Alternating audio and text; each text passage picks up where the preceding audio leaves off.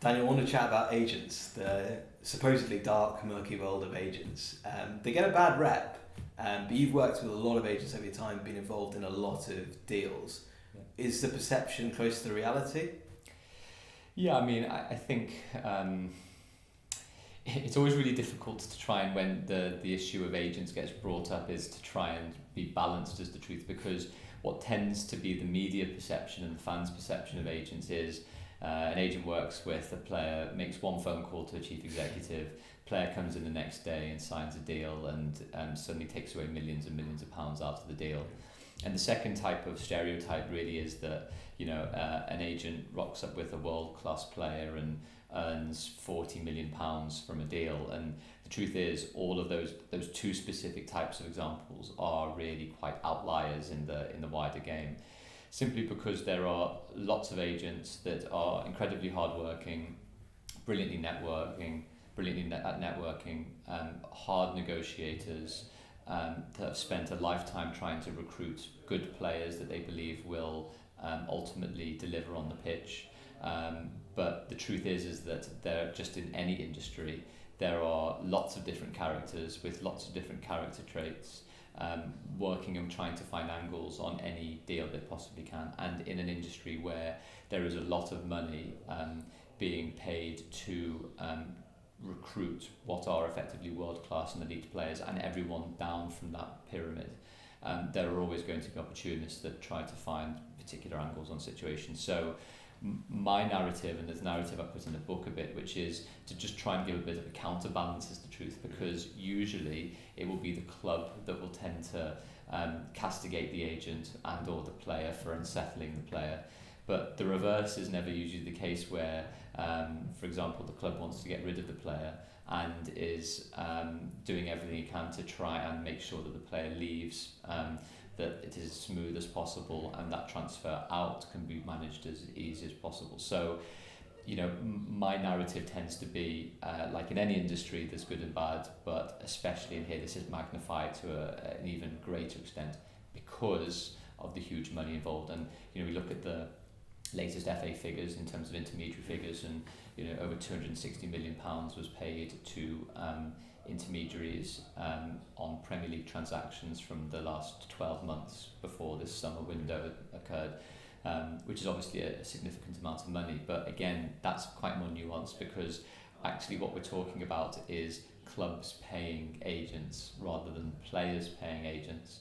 And I think a lot of the debate in the mainstream media would not be nullified, but wouldn't be as strong and vociferous if it was the situation where players paid their agent what they thought was the going rate, and clubs weren't effectively quite in the same transactional space generally, and that might change a little bit with the FIFA regulations that are going to be amended. But you know, that's at least my rambling start on why agents sometimes get a bad rep, sometimes duly so, other times actually it suits everybody for agents to take that rap. Yeah, so let's go through those two cases. So you said the first one, I was just an agent, felt the kind of two bad case reputations, and let's go through why that isn't always the case. So first one, the agent just calls up the CEO and kind of just says, "Oh, you should sign my player." Now I can speak a little bit to that, in that the amount of detail that clubs go through now in the recruitment process, and I have to say in the last kind of 5 years or so, that's become a lot more sophisticated in terms of the use of data and really trying to understand the value of players. So the agents almost are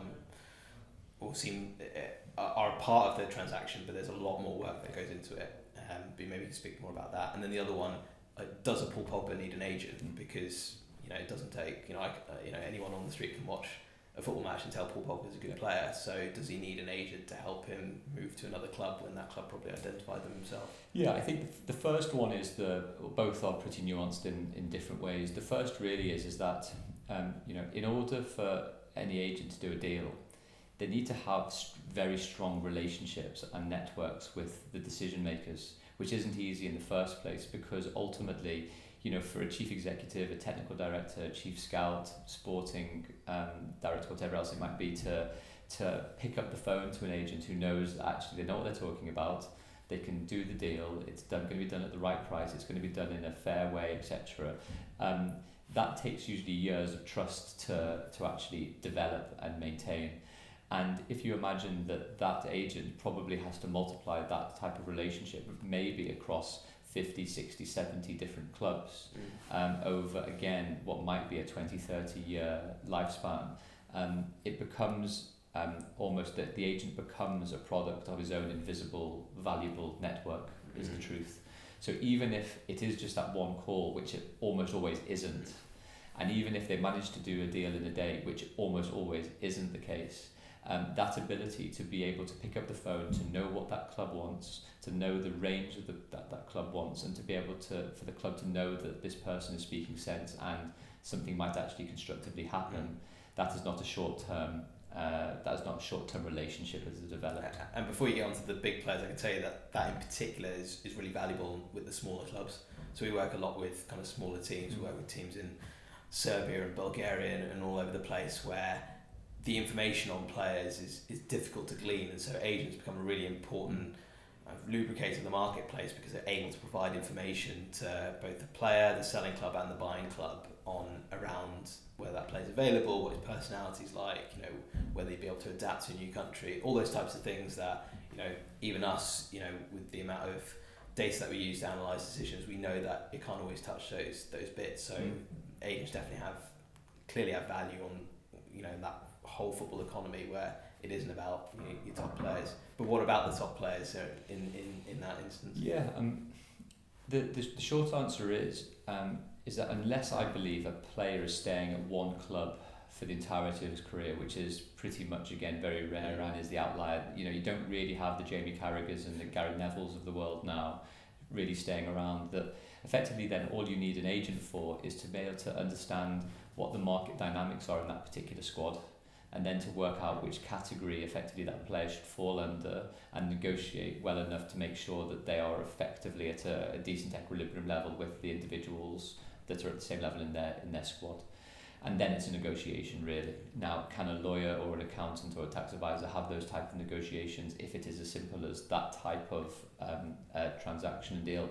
Quite maybe so. So I remember Roy Keane, I remember talking a while back about his lawyer effectively helping do one of his renegotiations because he knew he wasn't going to leave Man United, and actually it was a matter of a commercial negotiation with one club rather than going out into the market.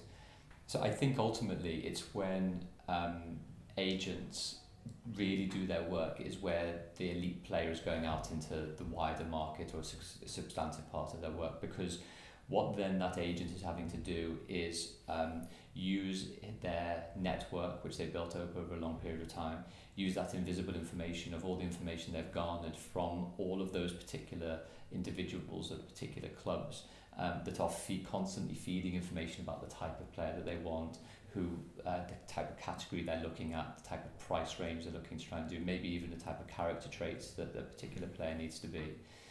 And then they are sorting and sifting between, even if it's just one player they're working with, but usually it's probably 20 players that they're looking to thinking of maybe having potential transfers with. And then it becomes understanding the negotiation strategy for each of those particular clubs in turn, and then thinking about the commercials. It may be, again, wages, it may be bonuses, it may be image rights, it may be signing on fees and loyalty, it may be economic rights. And that's just one negotiation with one club, never mind multiple negotiations with multiple clubs involving multiple players. So that's why that summer window can be, and winter window obviously, but the summer window being a bit longer, can obviously be a very big opportunity for agents. But more importantly, I think for the bigger agents that are working with elite players, it is almost because the stakes are so high and the transfer fees are so large and the wages can be so big that you need that combination of well-networked information symmetry mixed with negotiation and insider information effectively on what salaries are likely to be paid to those players in order to put that player in the mix for a potential transfer. Because these days, international transactions for multi-million pound deals, are complex things. So having said all that, they're still looking, or FIFA's still looking to regulate intermediaries a bit more.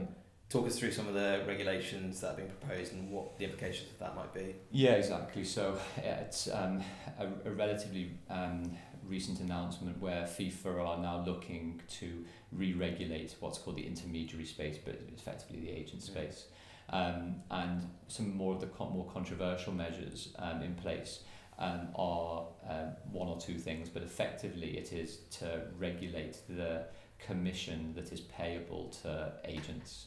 Now, the way that agents have relationships with clubs and players differs in different ways, but usually the way that things can work and what UEFA are effectively saying is as follows.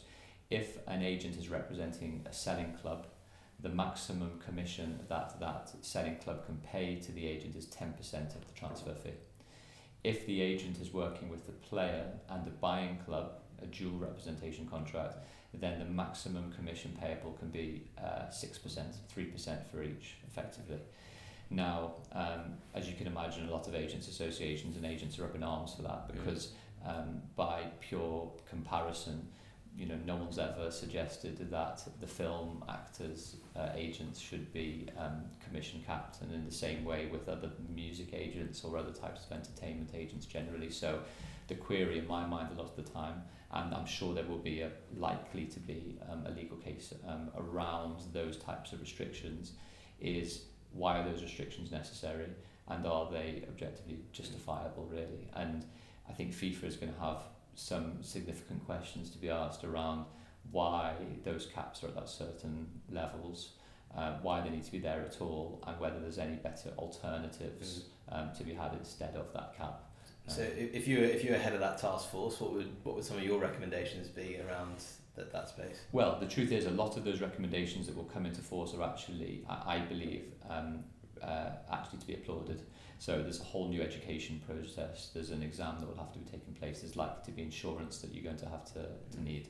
Also, slightly wider transfer market implications are limitation to loans, which maybe we'll spend another time talking about as well, which is important really from a talent hoarding perspective, I guess, as well. And really one of the only controversial elements was whether there was going to be this cap on agents' fees. And that, I think, I was at a conference recently where FIFA were talking about this at length. Their argument was we've got to do it for a variety of different reasons. Whether everyone is completely in agreement with those reasons, it's neither here nor there, I guess, for the time being.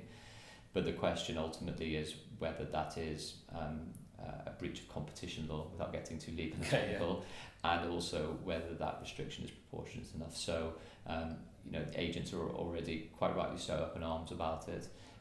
From my geeky perspective, it would be great to see when those cases actually happen after the regulation has been implemented, to hear all the different submissions about actually whether the rule and the cap can be sustainable from a legal perspective. Agents in a lot of other industries have faced disruption. So I think of like travel agents or estate agents, often through technology. Is that something you see happening? Obviously, one of the key things that's happened in those spaces is the ability for information to be passed freely between consumer to consumer or business to business. In football, as you said, the agent sits between often two parties and passes information. Do you think that might be disrupted in any way, like those other industries? Well, it's like anything.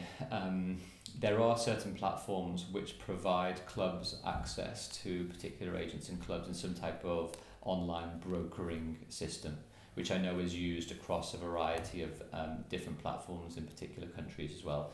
So that isn't necessarily a new phenomenon, but I think ultimately when we're talking about football, there is so much inside of football which is relationships driven, and the need for personal connectivity and contacts. I'm not saying that will suddenly go away anytime soon, but like in a lot of industries, that type of brokerage relationship where we're not necessarily talking about just a product, if that's the right way of saying it, it's a bit more nuanced than buying a house or other types of brokerage services or a financial product, for example. When we're talking about quite a unique industry like sports, and even more unique and challenging as in terms of football, I think that those agents to be able to have those relationships with clubs and players and other agents potentially is quite a dense market to break down. And so for the time being, I don't necessarily see sea change, but ultimately tech is there to be able to use and exploited in lots of different ways. And if I may say, just on the flip side of that then, which is, the leader to your question actually was data, really, and the exponential use of data in lots of different elements inside the football industry.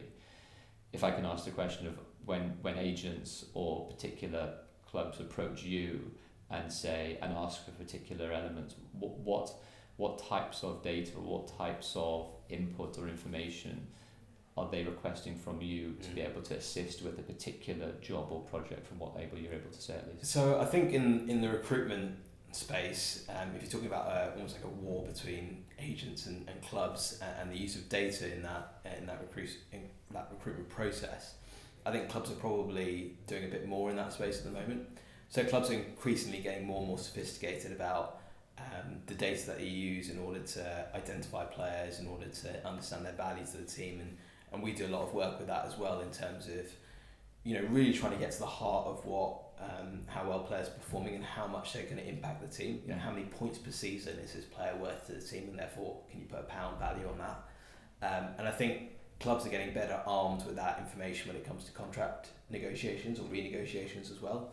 So if a club can go to the table with objective information or independent information that says, you know, this player is worth X to the team, and this is his salary, this is what the market salary is for that band of player, then often what the agent might only have to go back with is his own word or own opinion.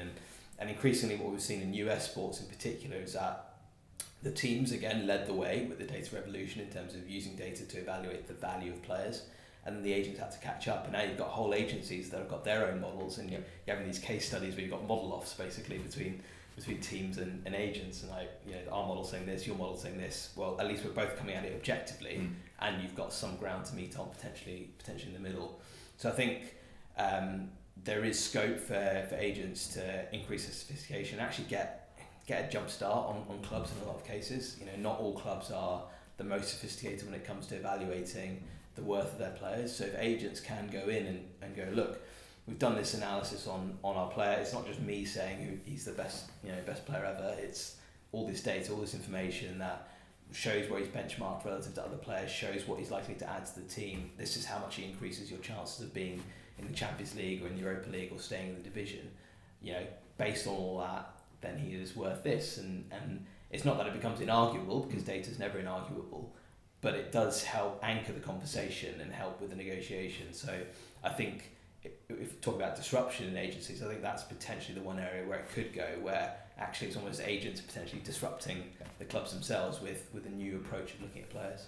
And the one last thing I was thinking about as well, which we've talked about previously offline, is the ability for, you know, companies like yourself to actually identify talent through your data models that then those agencies can then go and look to recruit in different ways. So it's almost recruitment for the recruiters in a way, and that becomes, I think, an interesting model or product to maybe talk about too. Yeah, absolutely. I think, again, you know, we speak about teams being potentially over and undervalued in the club transaction space because they've been lucky and unlucky. Players can be the same. There can be some players that are perhaps playing in an unattractive team or an unattractive league that are still great players that are capable of playing in top leagues, but are overlooked for all manner of reasons.